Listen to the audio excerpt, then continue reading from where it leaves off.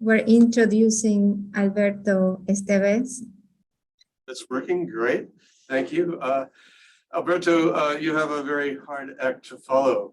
Jan Gehl is a hero to so many of us. I liked his concluding remarks saying, you will be heroes of society if you do it right. It's a challenge to us all.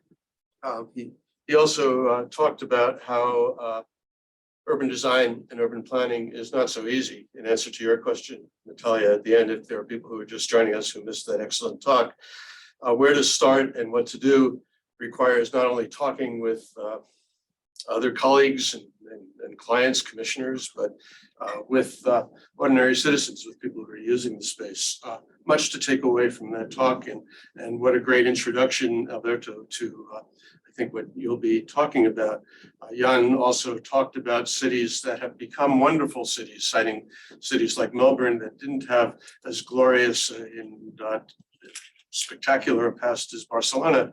I hope that in the presentation that you'll be making momentarily, Alberto, that we'll hear a lot more about Barcelona and Catalonia in general.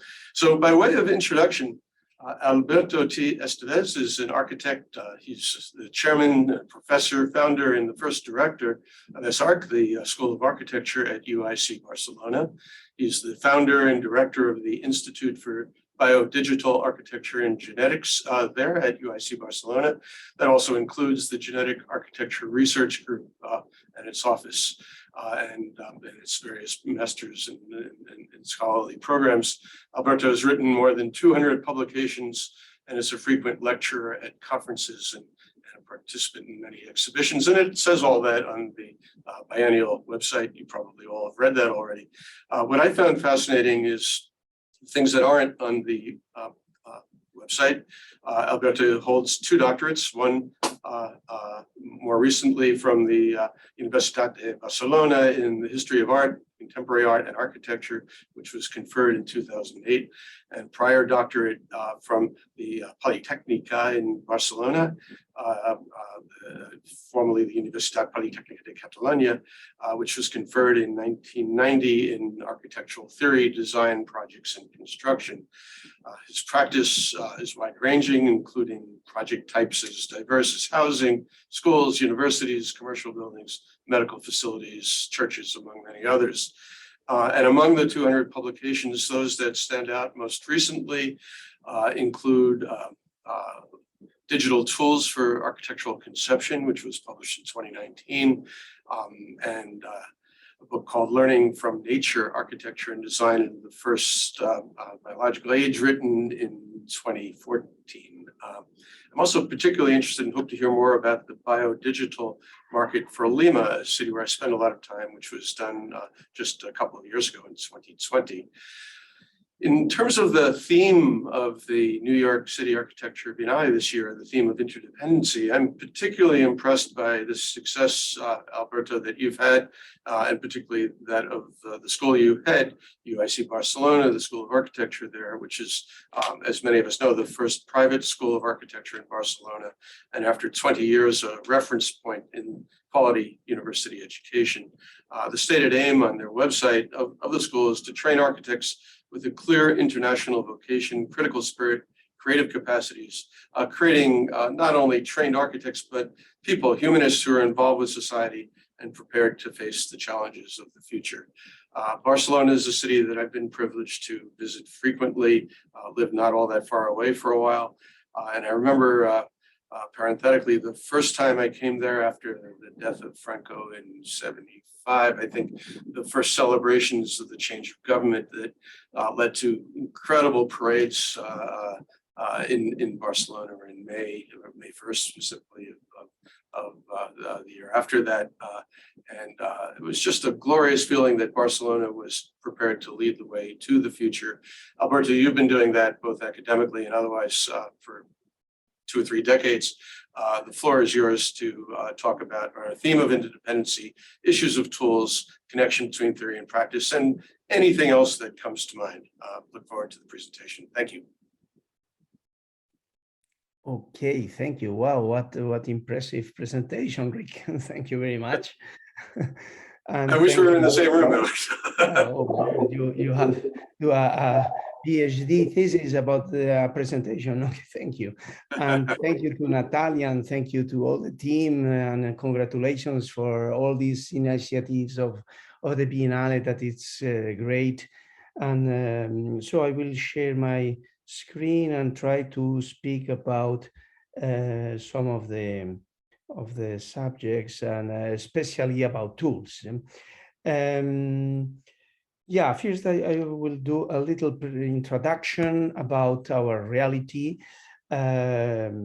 taking this idea of the Biennale.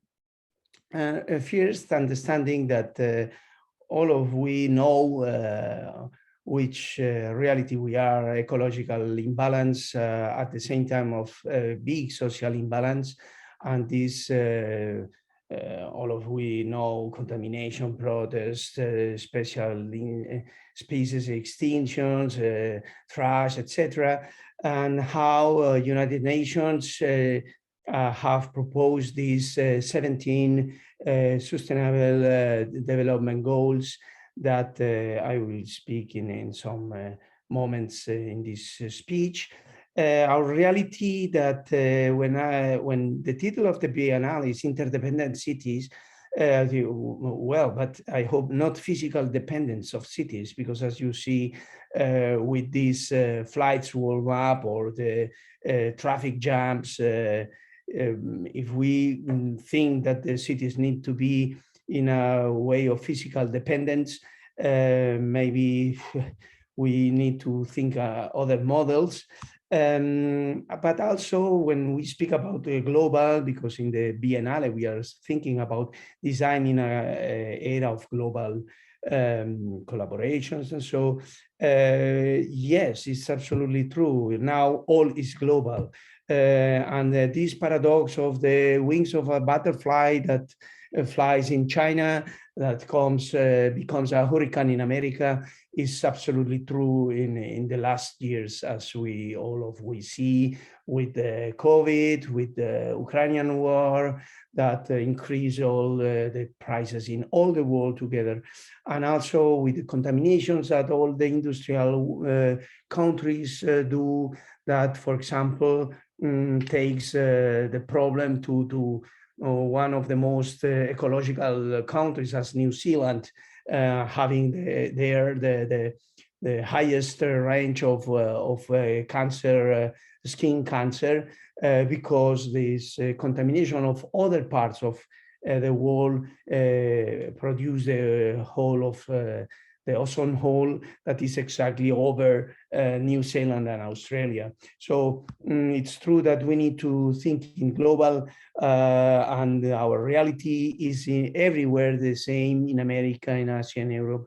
And in this sense also, when we speak about in the Biennale about connections, connectivity, and all these things about governments and cities, and our reality is full of contradictions. For example, here close to Barcelona, 150 kilometers of Barcelona, maybe you think that a windmill is a symbol of sustainability, but as you see, it's can be very contradictory with this, because now it's a big fight about a big concentration of windmills that they want to do in front of the Gulf of Rosas in Costa Brava. And of course, the national and regional government say, yes, of course, we need to do this big windmills situation, but all the local governments and all the mayors and all the citizens of the zone are absolutely against, because the windmills will change absolutely the life of all of them, not only because tourism, especially because ecology, especially because all these windmills will be in a very specific place that around are protected areas, or when you will build all these windmills, you will destroy absolutely all the breeding areas of the fishes, And also the nutrients that come from the north in the currents of the sea in this zone will be also destroyed because the currents will change, because the windmills will affect all this wind. So as you see, sometimes decisions of governments can also be very contradictory with the objective of sustainability. Also, it's very contradictory when you think, of course, all of us want to be in a landscape more close to a forest, but the reality is that we are in a landscape more close to a boxes landscape, or we feel the sustainability that natural grass have, but everywhere you are selling this plastic grass that people are very much comfortable to put, because you don't need to take care of this, but is not taking care of the planet if you don't take care of the own sustainability. So this reality that is everywhere in our world, and the contradictions have also to do with the character of humans, because as you see, was a call. We sent 3 or 4 people to Mars. Okay, in only 2 weeks, 8,000 people want to go to Mars, where is a planet that have not oxygen, that is 150 degrees under zero, that sometimes 2-3 months long, you have not sun because it's big storms. And so it's absolutely crazy to think that is a way to solve our sustainability, when we have here close to us places with oxygen, without problems of under zero, and that with the budget of taking 3 or 4 persons to Mars, you can have a whole city with solutions of sustainability. In this sense, I was designing this as a kind of provocation, with the same tools, with the same materials, that with the same systems, that they will do one house in Mars with the same way we can do 1,000 houses here close in the Sahara or whatever the deserts that we have. So our reality is also in Barcelona. Barcelona is the most dense city in whole Europe. So how to change our reality? So I was proposing 25 years ago to the mayor of Barcelona, we need to, and the good thing is that Barcelona have plain roofs, so it's very easy to improve a big, huge garden, interconnected garden in all the roofs of Barcelona, for solve a lot of problems. The problem of the thermal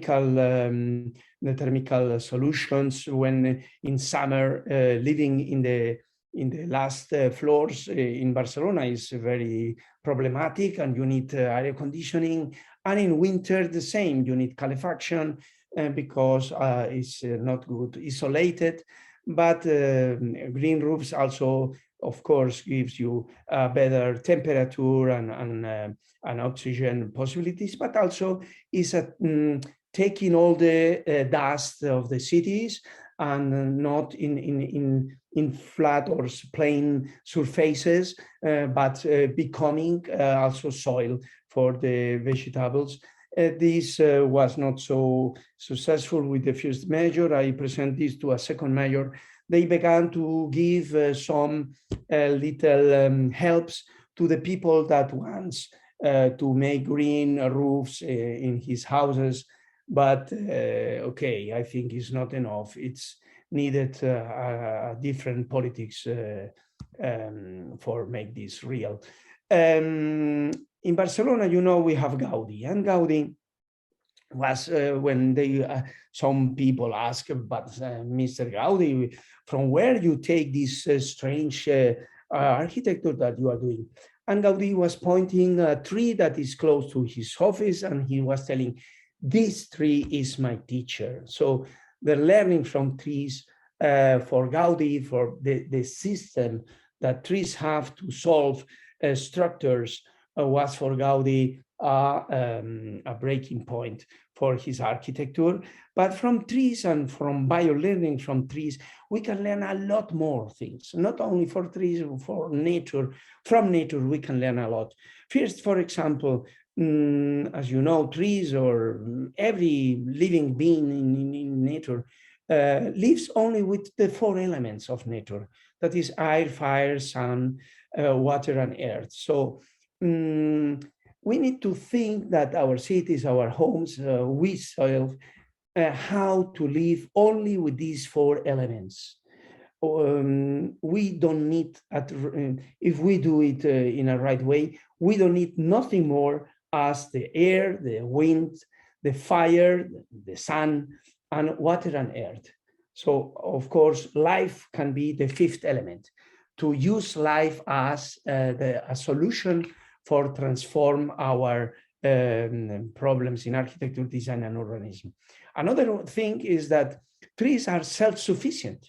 They don't need to go around searching something or importing something from Europe or America or China. In the place that they are self-sufficient for live decades. So we need to think this, that first, we need to live with only the 4 elements for all our needs that can be solved.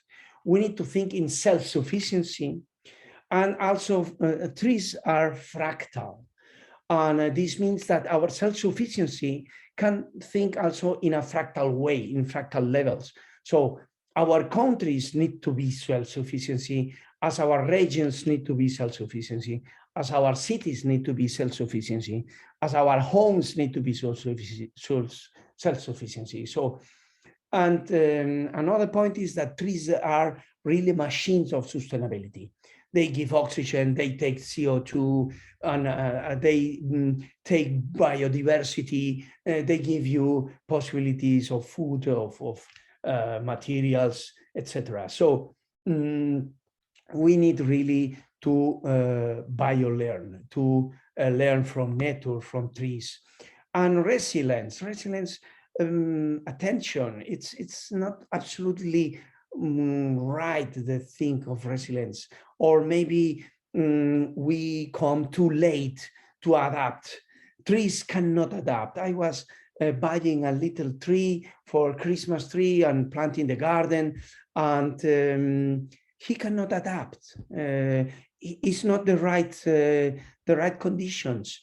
Living beings cannot change. So if they are not in the right media, they die. Nature cannot adapt. Nature, if it's not the right media, they simply die, nothing more. So we need to not to adapt to the media. We are too late to adapt to the media. We need to create the media. We need to create the conditions. We need to create from anew for really have a sustainable planet. And this is why I was doing different things in this way. For example, for a competition for a telecommunications antenna, I was proposing a kind of fractal building that is also a machine of purifying air. At the same time that, of course, this machine digitally designed in a fractal way with fractal algorithms is putting in over the mountain of Santiago de Chile for serve, of course, the functionalities of being a telecommunications antenna, but at the same time thinking in be a self-sufficient machine of purifying air and producing energy with these water bowls that are collectors of sun, that are so fine in collecting the energy from the sun, that can also collect the energy of the moon. So with a fine light, they can be efficient producing energy that can activate the ventilators through these fractal tubes that will, with the right filters, will purify the air as a kind of symbolic machine, because you know that Santiago de Chile is one of the most contaminated cities. From the other side, you see at the right of the image our research with electron microscope to find ways of better structural systems, as Gaudí was doing without the microscope. But our tools, and this is that today, speaking about tools, we have a lot of great tools that can be more efficient for for thinking a sustainable planet.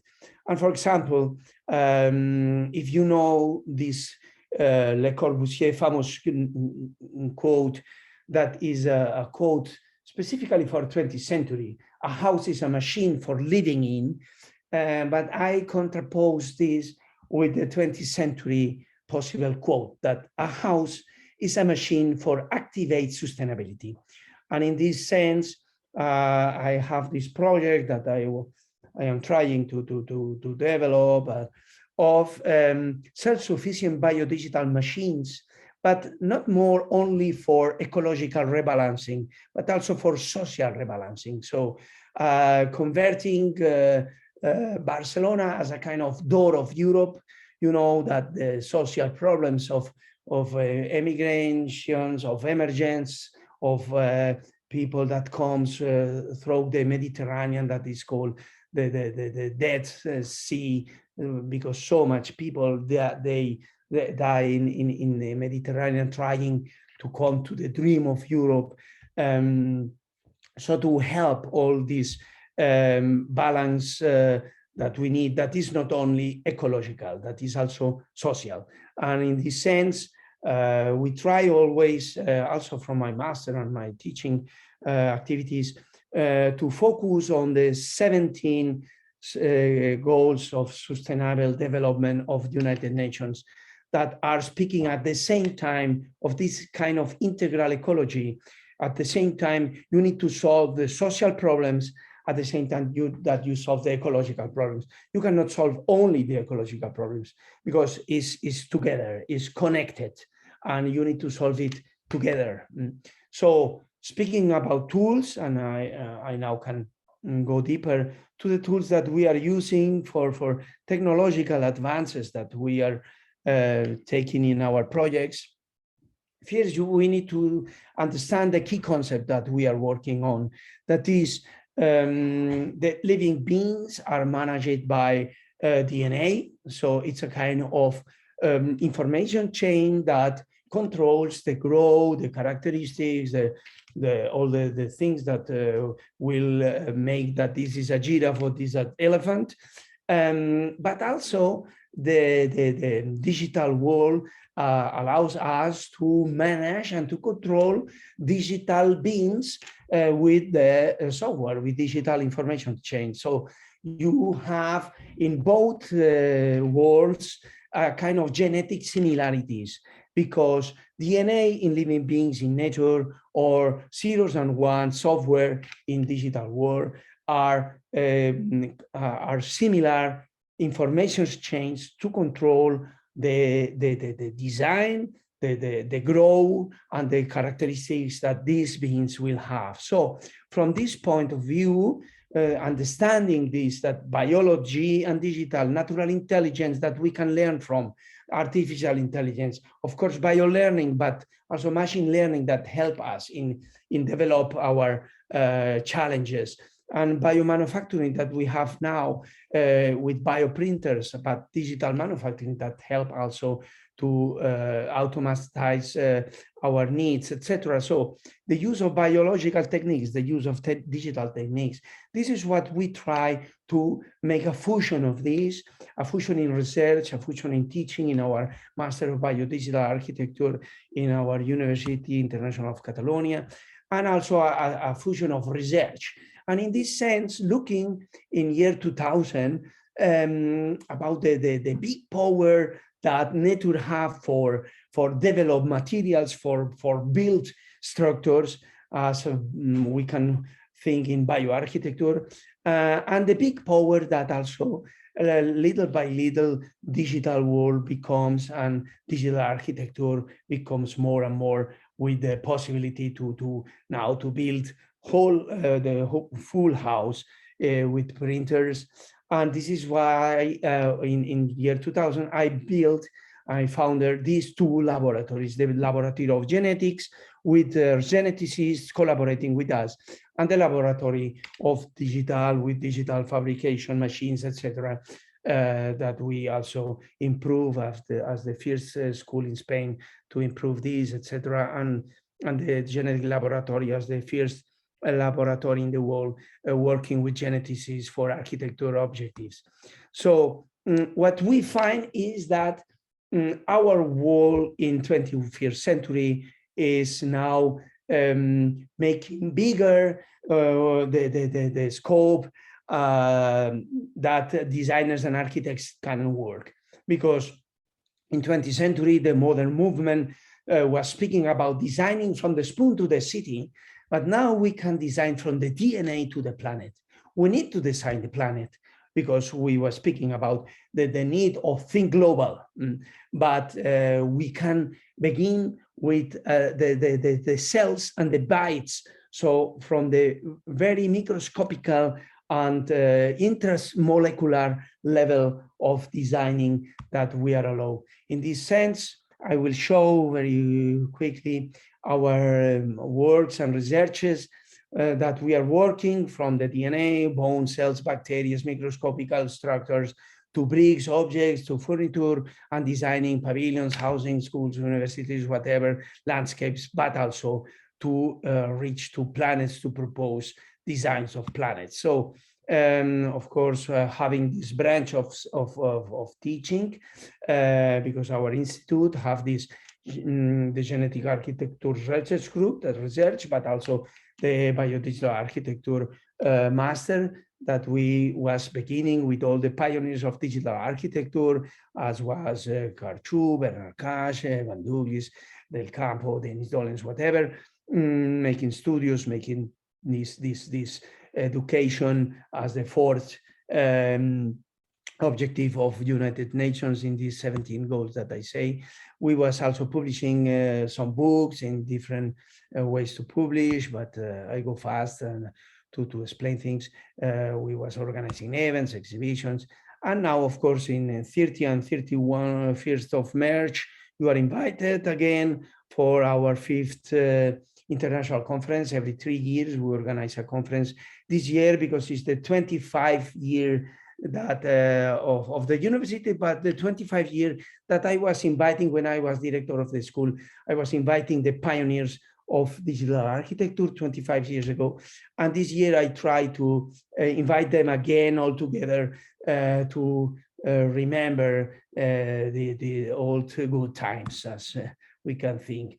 But again, with Gaudí, it's a quote that I love a lot. When he was speaking about discovering the laws of the universe in all its secrets. This is what we need in research. We need to discover these laws of the universe, because the universe, millions of years before humans, are sustainable, and planet is sustainable. So we need to discover these secrets for make the planet sustainable. So we begin with DNA. I was trying to research and to improve DNA that is the responsible, for example, in medusas, but in a lot of different living beings. We take the gene responsible of luminescence in these living beings, and we put them in 7 lemon trees. This was working because, as you see, the lemon trees that had not this gene was not having light, of course, and the lemon trees with this gene was producing light. So we can imagine that this secret of the universe, producing light, that is a need of humans, they can also be improved in a very much sustainable way, and not with electricity installations, no sustainable lamps of metal, of whatever, but with nature. A second step was to produce biolamps, so lamps that taking, in this case, was bacteria, luminescent bacteria, and I was doing this in houses, in homes, and having a very efficient light. It was really efficient for have living light, so that you can share, that you can have a very much natural contact with them. You never speak with lamps, but in this case, you feel as a pet. You have lamps that are living, and that you can also share with your neighbors, feeding them, etc. And a third step in this research, that was taking the 5 genes that are responsible of this luminescence in the bacteria and putting them in different types of ornamental plants that we can have in balconies, in our living rooms, etc., because will be more efficient letting them grow with luminescence when they are plants more than bacteria, that you need to take care more about the hermeticity, about the feeding, and it's not so easy as to have a plant that is luminescent. Another point was when comes bioprinters. We are also the first school of architecture that have bioprinters in the world. This was a big step in the tools, because now we can not only go intramolecular level, managing DNA for the needs that we have for a more sustainable planet. We can now let grow the cells with bioprinters. You can put the cells in the way you want and let them grow in structures, in walls, in tissues, or working with microorganisms. We was making this with spirulina, with algae, with microorganisms that produce electricity, not only light. So another point, if we are going forward, the bone cells that we was working with the bioprinter, putting bone cells that letting them grow in structure, or thinking that these can become walls, can become houses, as we was proposing here. I go faster so that I am consuming too much time, or taking from nature in this biolearning, the reaction diffusion that happens in nature, taking this in a digital way with bioprinter, with printers of ceramic, of clay, and making bricks that for first time will have already. We have do 3 different families of these bricks, have elastic properties. So following a learning path of nature, but doing this in the only way that you can do that is with digital tools. You will have a very special and different bricks that have different uses. Also from electron scanning microscope, studying the moment that the cells that grows in a natural way as potatoes, but in a specific moment, DNA say to cells, you need to grow in a structural way, and they begin to organize automatically in structures. So this point that you can only research with electron scanning microscope, as we are doing, this point is crucial for architects and designers, because it's nature that is telling to you, here is the origin of structure. So try to take them as the most efficient way to think structures. We do this in our digital machines, making panels, or using also biolamps in these panels. In this case was for a medical surgery, or going forward for pavilions, or you will see other projects that we do with this. Knowing that from biolearning to digital drawing, when you can draw this, you can build, because this is the point of digital world, that the drawings you can really make this real. Also going forward with objects, with furniture, we was also designing 3 kinds of families of furniture with this complexity that, of course, you can only arrive this, also with BioLamps here, you can only arrive to this complexity with the software of today or with the printers of today. With big printers, we was doing all this furniture, thinking that these are really sounds of our time. You cannot imagine, you cannot design, you cannot fabricate these projects, this furniture, for example, in 20th century. It's impossible. Mies van der Rohe cannot do this furniture, cannot think, cannot draw, cannot fabricate with the ways to fabricate with the tools of 20th century. He was doing a chair that was not possible to improve, to design, to fabricate in 19th century. It was only possible to fabricate, to design in 20th century. But now we have the tools for change absolutely the idea of how is a furniture, how is a house, how is a city.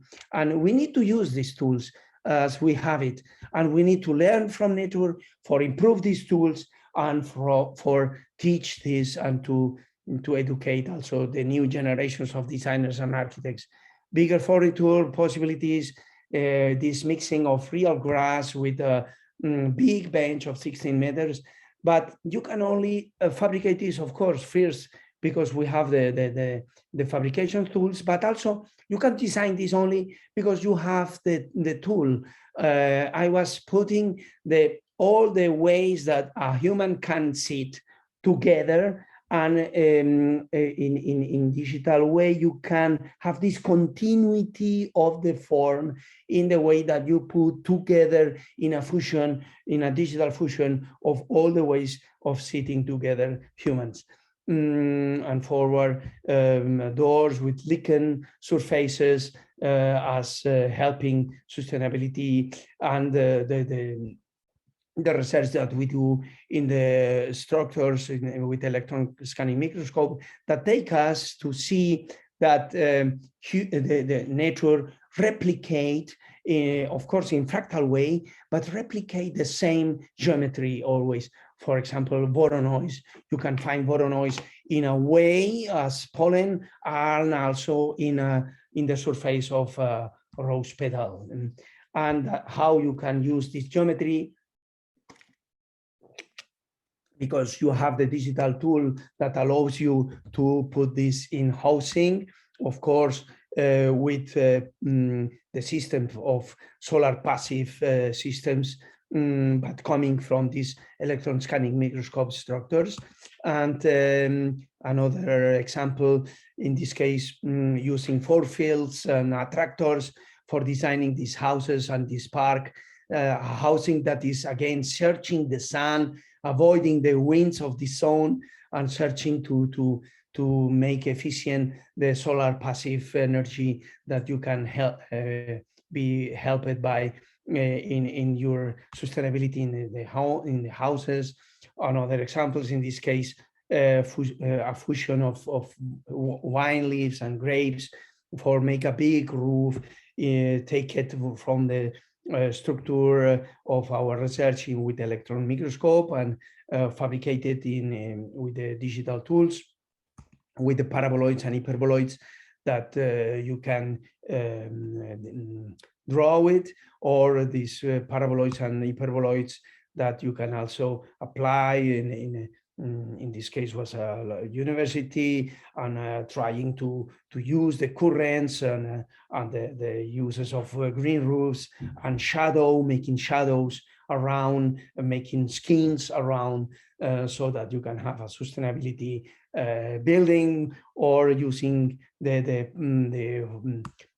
learning from nature that show us that cantilever structures are, and like structures are, very much also efficient structurally, in efficient thinking in the how you can spare material and how you can spare structure.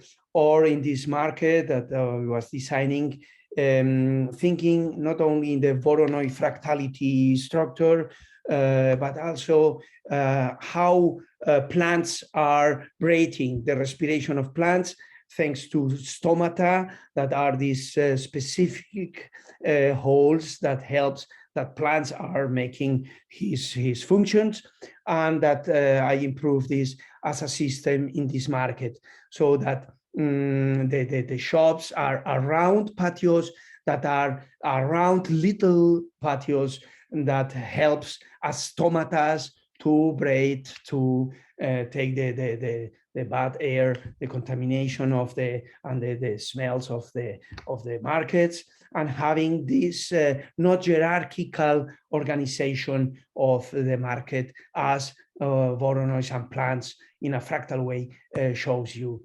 And in the same way of fractals, you know that you cannot make an ant so big as a house because the structure will collapse. But Catalans know that you cannot have the structure for a human 60 meters high, but you can have the same high putting together little structures. So putting in a fractal way, you will have this possibility to grow in an efficient way. And I was doing this with the project of a skyscraper, taking from the sea sponges, in this case, the way that they organize in a genetic similarity way for digital tools, and organizing this, in this case, for a skyscraper in the seafront that I was mentioning before, for as a door of Europe, or designing parks, designing whole cities, letting that nature grows around, that help us for organize our cities and landscapes, and also to think in planets that can be designed, not in need to go to Mars 3 years trip, but letting them grow around the world for our needs. So thank you very much. I finished with this action that I was doing in Barcelona. You know that the main words of this Biennale is activate structural transformation. So activate means action, and designers and architects have this responsibility to activate, to make actions. And with my students, we were painting these little A's around Barcelona, so that people wake up to nature, or nature, or making that nature wake up, or making the sense that nature is watching us, and that we need to work with responsibility in our environment. So thank you very much. I like to share this. I hope I know how. Okay, so it's this. Sorry if I take more time. Thank you, Alberto. That was amazing. What an amazing presentation. I'd like to thank you for it, and maybe start with a fundamental question of just chronology. You were talking about the impetus and the startup of the Genetic Barcelona project, and the first phase of that, I think, taking place, in your slide, it said from 2003 to 2006. That was a very exciting time, as I recall, in Barcelona, because of the forum, the Universal Forum of Cultures that took place in 2004 and started to put Barcelona on the map internationally for all sorts of reasons, not the least of which was physical transformation and urban design.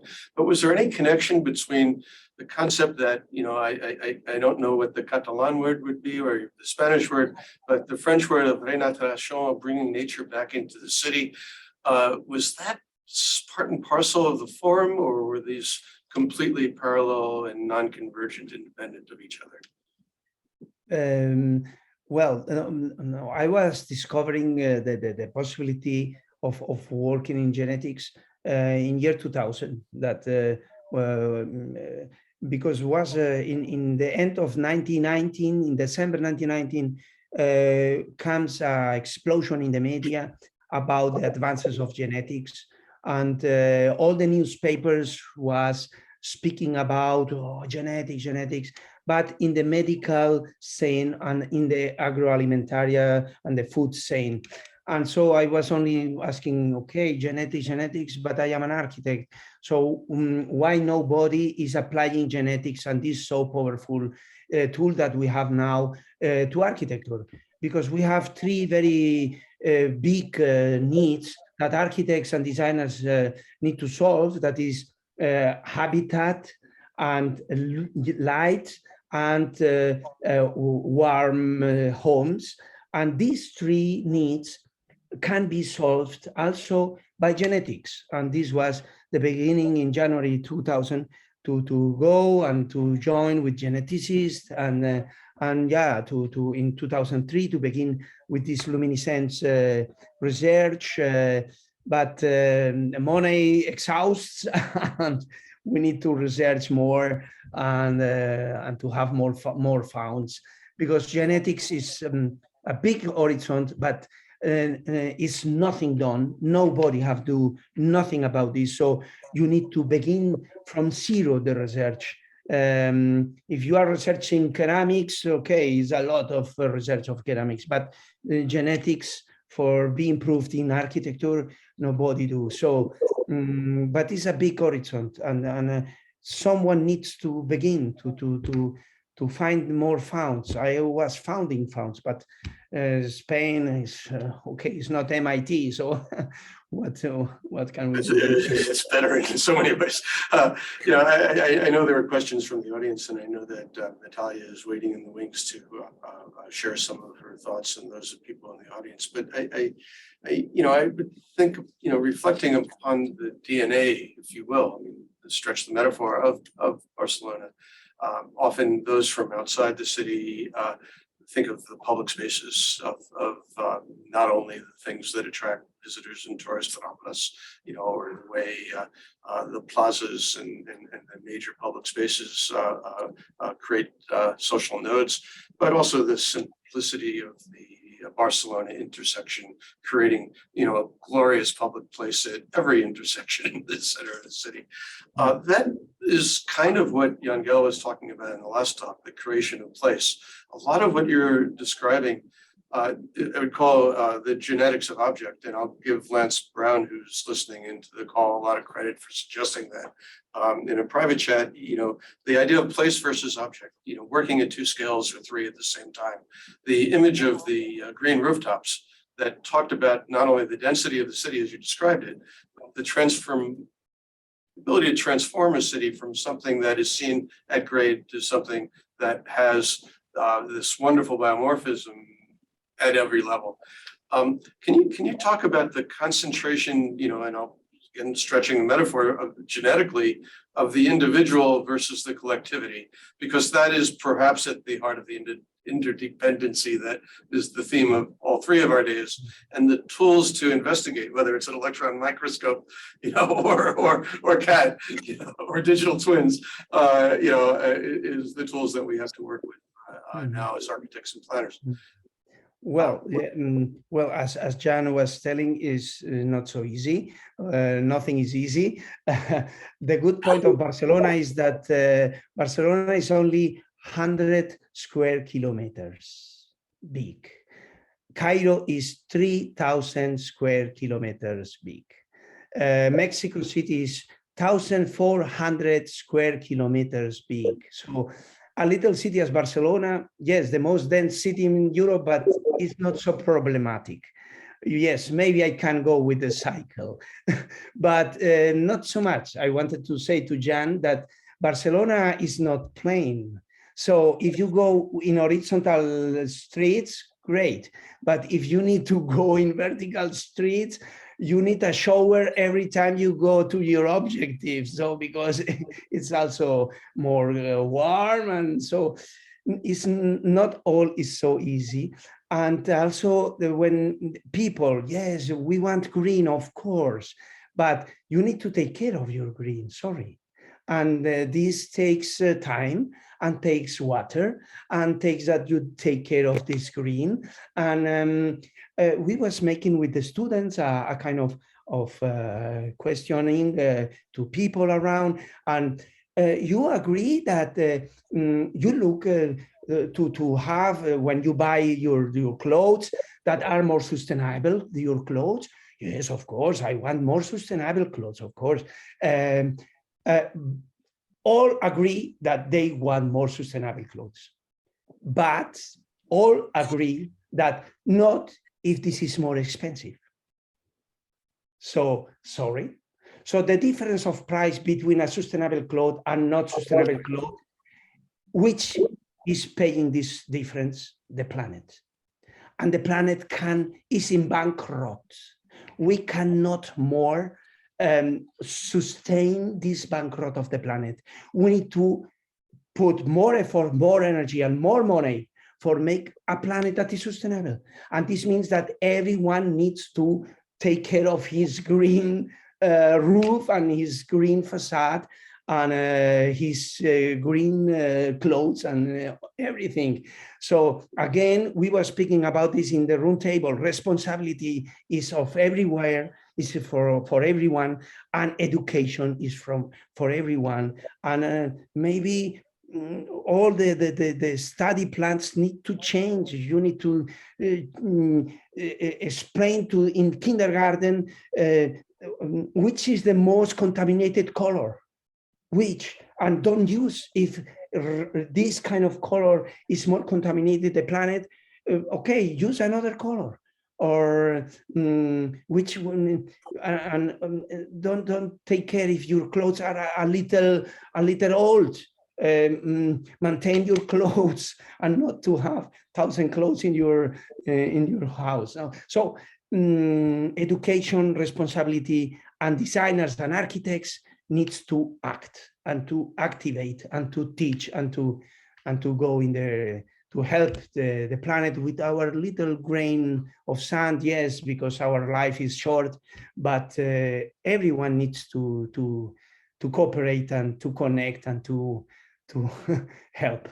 Yeah, the beginning of your talk, which wonderful compendium of all the problems that we face, the ecological imbalance and social imbalance, as you described it, the need for more global collaboration, the images of deforestation, the impact of the pandemic, the war in Eastern Europe and elsewhere, conflicts between different levels of government.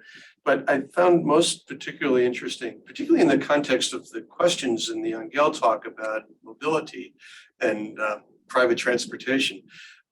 We talk a lot about electric vehicles in New York, charging stations, and then the question comes in, where does the electricity come from anyway? Whether it's hydroelectric power from Quebec for the state of New York, the city of New York, or other places relying on nuclear or other things that are even more problematic.